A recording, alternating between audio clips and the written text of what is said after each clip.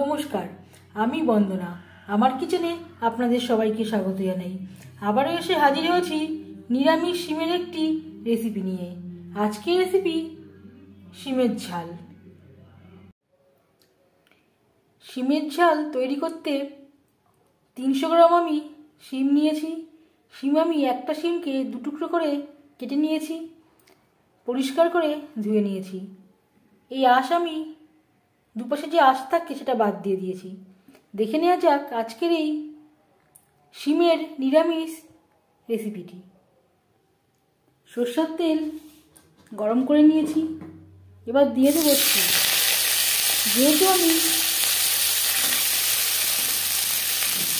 সর্ষে বাটা, সর্ষে ও নারকেল দিয়ে তৈরি করছি, তাই সরষের তেলে তৈরি করলেই ভালো হবে।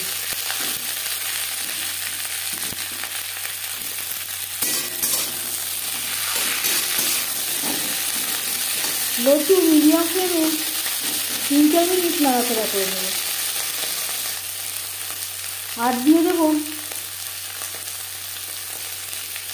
লবণ। বেশ ভালো করে মিক্স করে দেবো।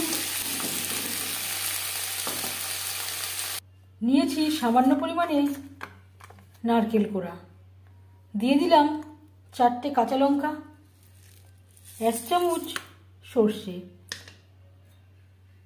এর একটা পেস্ট আমি তৈরি করে নেব।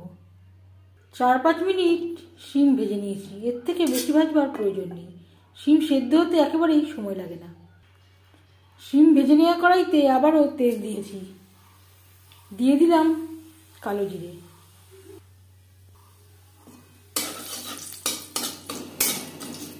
আমি রান্নাটা কম তেলে করছি, আপনারা চাইলে এর থেকে বেশি তেলেও করতে পারেন। 15-20 সেকেন্ড কালো জিরে ভেজে নেওয়ার পর দিয়ে দেবো মশলার পেস্ট।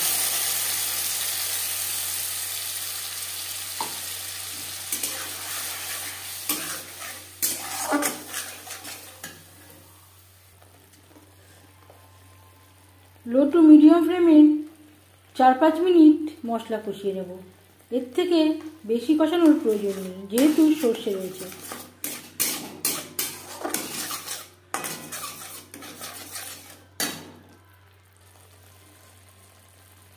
দিয়ে দেব ভেজে রাখা শিম।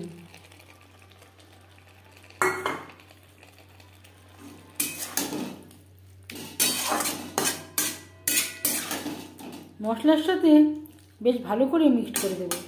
1-2 মিনিট নাড়াচাড়া করে নেব।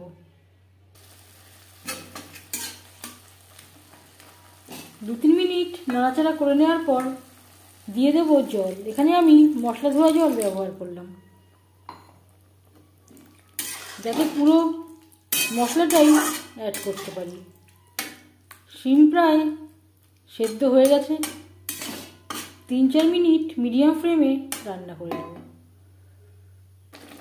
4-5 মিনিট রান্না করে নেওয়ার পর এবার যাচ্ছি ফাইনাল স্টেপে। গ্যাসের ফ্লেমটা বন্ধ করে দেব। 5 মিনিট ঢেকে স্ট্যান্ডিং টাইমে রাখবো।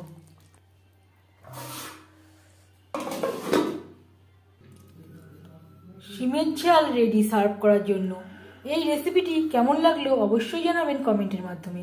যদি এই রেসিপিটি ভালো লেগে থাকে লাইক করবেন, শেয়ার করবেন, সাবস্ক্রাইব করবেন আমার চ্যানেলটিকে। বেল আইকনটা ক্লিক করে দেবেন। যখন আমি নতুন ভিডিও আপলোড করব তার নোটিফিকেশান সবার আগে আপনার কাছে পৌঁছে যাবে। আপনারা সবাই অনেক অনেক ভালো থাকবেন। এই ভিডিওটি দেখার জন্য